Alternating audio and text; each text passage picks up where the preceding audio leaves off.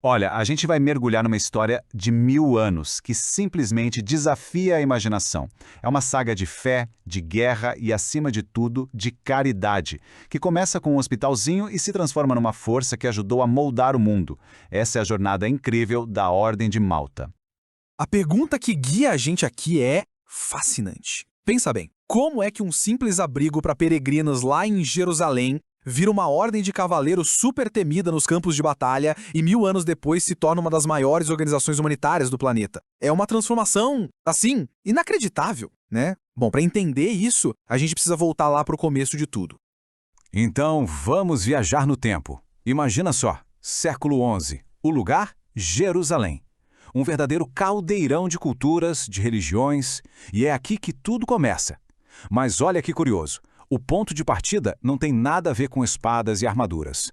Tem a ver com, cuidado, com enfermeiros. Dá uma olhada nessa linha do tempo. Já em 1047, um viajante persa, ele já fala sobre esse hospital. Quer dizer, a coisa já existia. Aí, por volta de 1070, os mercadores de Amalfi, lá da Itália, oficializam a fundação. Mas o grande marco, o ponto de virada mesmo, é 1113. É aí que o Papa Pascoal II bate o martelo, sabe? Ele reconhece a ordem oficialmente, dando aquela força que mudaria tudo. E o mais legal é esse relato da época de 1047. Um viajante persa, olhando aquilo tudo, achou os métodos estranhos. Ele escreveu que os francos usavam vinho para limpar feridas. Pô, hoje parece meio rústico, né? Mas, para a época, era tecnologia de ponta. Uma técnica antisséptica.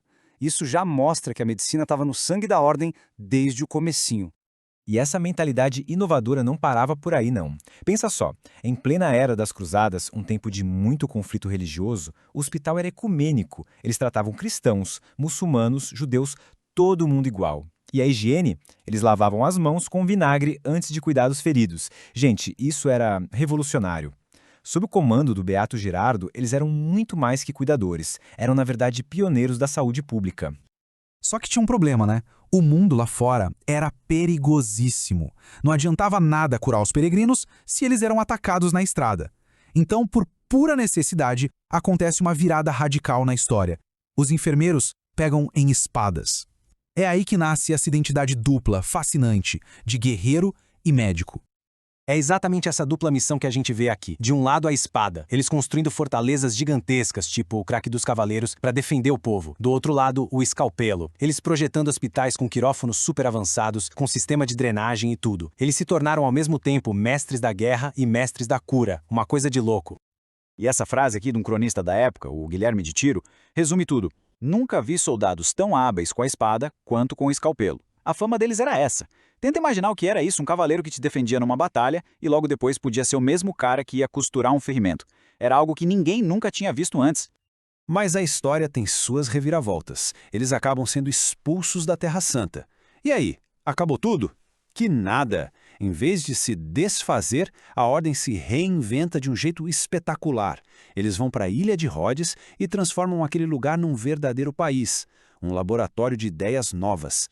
E que laboratório, hein? Olha só o que eles fizeram em Rhodes. Primeiro, criaram a quarentena marítima. 200 anos antes da peste negra devastar a Europa e mostrar para todo mundo como isso era importante. Segundo, os hospitais deles tinham leitos individuais separados por cortinas. Isso era um luxo, privacidade, higiene, impensável na época. E ainda por cima, criaram a primeira farmacopeia padronizada da Europa. Era basicamente um estado focado em ciência. Mas a tranquilidade não dura para sempre.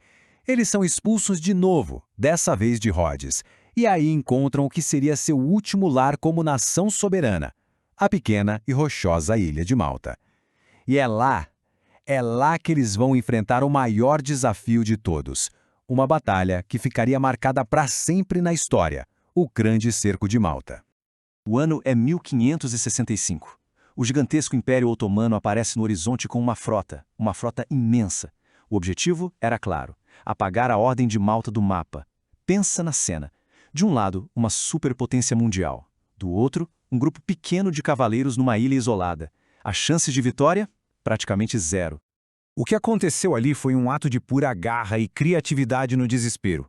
Todo mundo na ilha lutou. Mulheres, crianças, todo mundo ajudando. As cirurgias aconteciam em porões, à luz de velas, com o barulho das bombas lá fora. Eles improvisaram as primeiras ambulâncias de campo para tirar os feridos do meio do combate. E tem um detalhe incrível. Até a munição era marcada com cruzes, as balas hospitalares. Um símbolo de que, mesmo no inferno da guerra, eles não esqueciam quem eram. E esse relato de um soldado que viveu aquilo é de arrepiar. Vi cavaleiros com membros amputados ainda dando ordens de suas macas.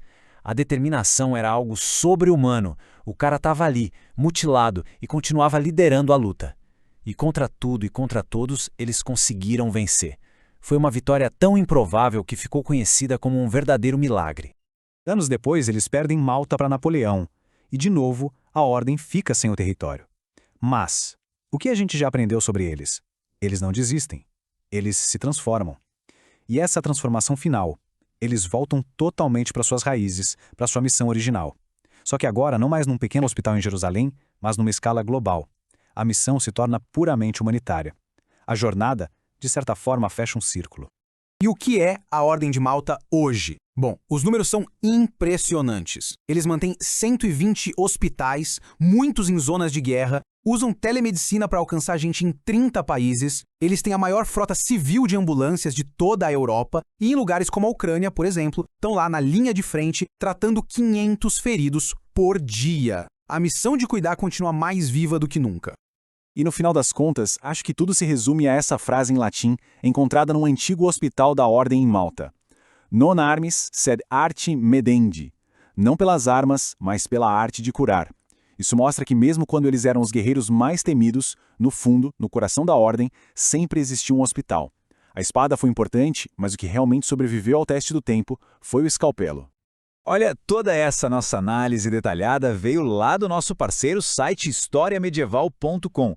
Se essa história incrível também te fascinou, já sabe, né? Deixa aquele like para fortalecer e se inscreve aqui no canal para a gente continuar explorando juntos essas jornadas fantásticas. A gente se vê na próxima.